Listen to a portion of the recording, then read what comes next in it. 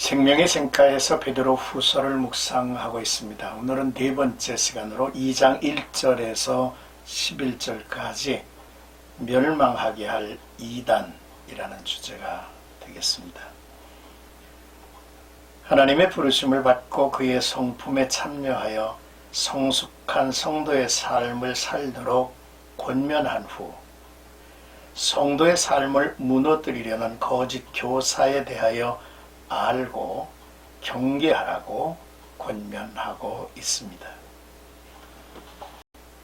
먼저 1절에서 3절까지 너희 중에 거짓 선생들이 있으리라 라는 내용입니다.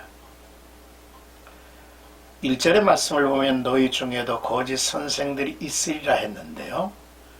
구약의 하나님의 백성인 이스라엘 가운데 거짓 선지자들이 일어났듯이 신약의 하나님의 백성인 성도들 가운데서도 거짓 교사들이 나타날 것이라는 경고의 말씀이죠. 또 멸망하게 할 이단을 가만히 끌어들여라고 말씀하고 있는데요. 이단을 은밀히 끌어들여 교회를 와해시키고 멸망시키는 일을 하는 자들의 출현이 있음을 말하는 것입니다. 현재 서울의 한 대형 교회, 한 구역이 이단들이 중심으로 활동을 한다는 이야기가 꾸며낸 이야기만은 아닌 것 같습니다. 이들은 가만히 은밀히 아지 못하게 침투를 해서 교회 안에서 자신들의 뜻을 펼치고 있다는 것이죠. 또 주를 부인하고 임박한 멸망을 스스로 취하는 자들이라고 지적을 했습니다. 이들은 인류를 구원하신 예수 그리스도에 대한 복음을 부인합니다. 예수 그리스도께서 살아계신 하나님의 아들이시며 성육신하시어 자기 백성을 위해 십자가에서 죽으시고 부활하셔서 하늘에 올라가셨다가 다시 오실 것이라는 사실을 부인하게 하여 교회를 무너뜨리려는 목적을 갖습니다. 또한 성적 부도덕으로 교회가 비방을 이제 받는다고 했습니다.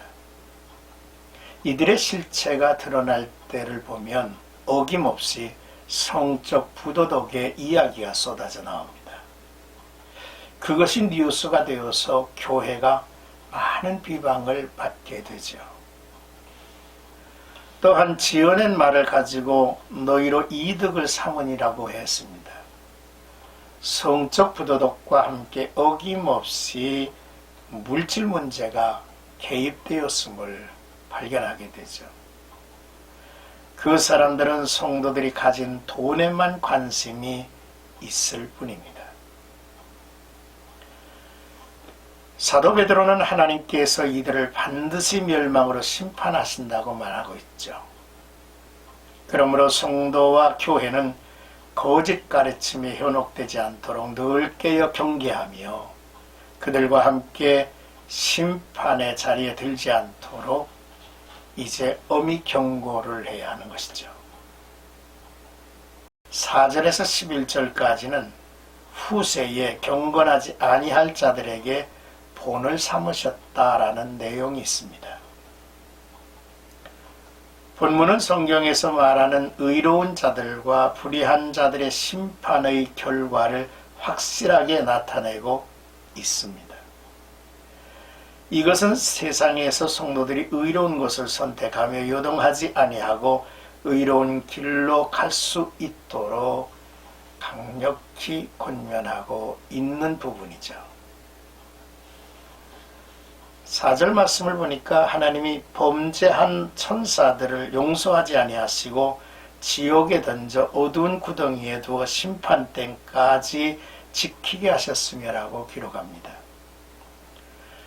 천사들이 죄를 저질렀을 때 하나님께서는 그들을 용서하지 아니하시고 지옥에 보내어 심판날까지 어두운 구덩이에 갇혀있게 하셨다는 말씀입니다.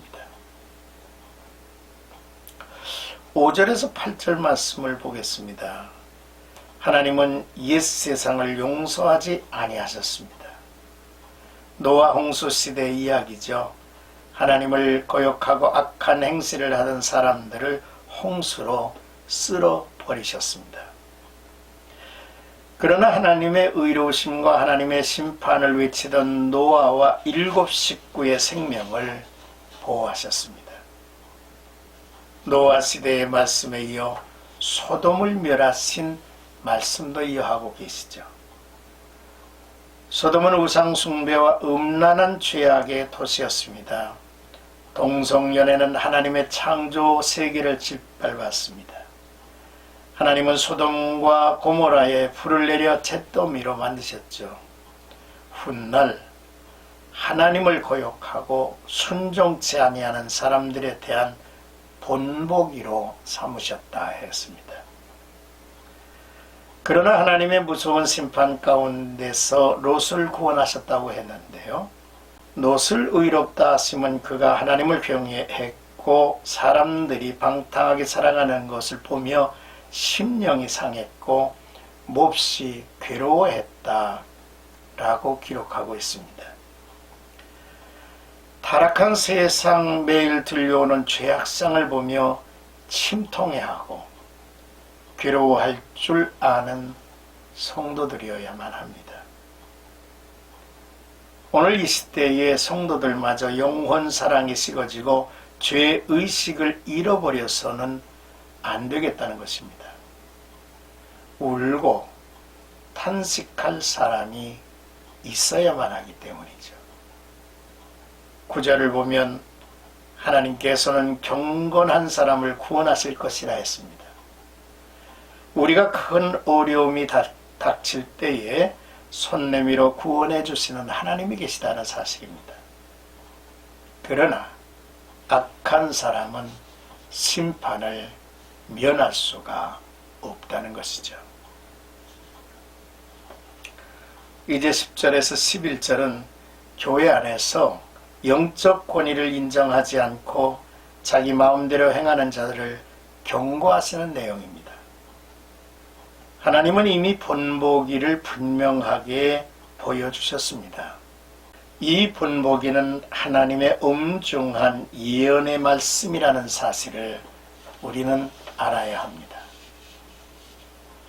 하나님은 특별히 육체의 정욕을 따라 죄악을 저지르며 살아가는 자와 하나님의 권위를 무시하는 자들에게는 더 큰 벌을 내리실 것이라 했습니다.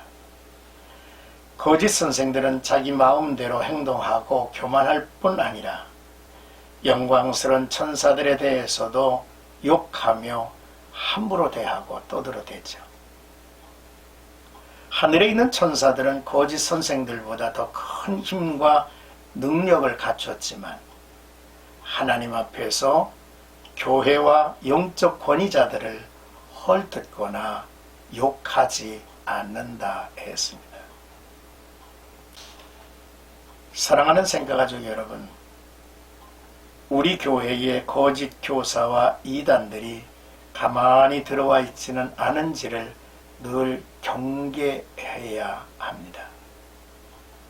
또한 우리 교회는 예외일 것이라고 장담하며 경계를 풀어놓아서는 안 됩니다.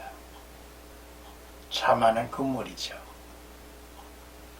어느 시대, 어느 때든지 포도원을 허는 작은 여우들은 여전히 있어 왔고 또 오늘도 있다는 사실이죠.